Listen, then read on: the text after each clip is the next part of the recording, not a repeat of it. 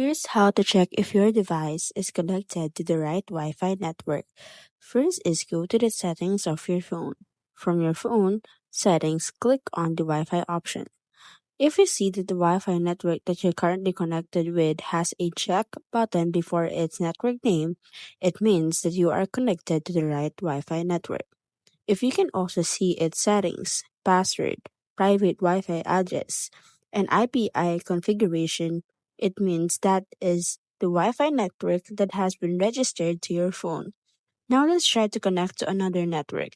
So as you can see, when you connect to another network, it says no internet connection. This usually means that the connection or the network that you're currently connected with has no Wi-Fi connection, or you can just scroll down and you will see there the control panel options on your iPhone. If the Wi-Fi button is turned on, it means that you are successfully connected to the right Wi-Fi network. And that is how you check if your device is connected to the right Wi-Fi network.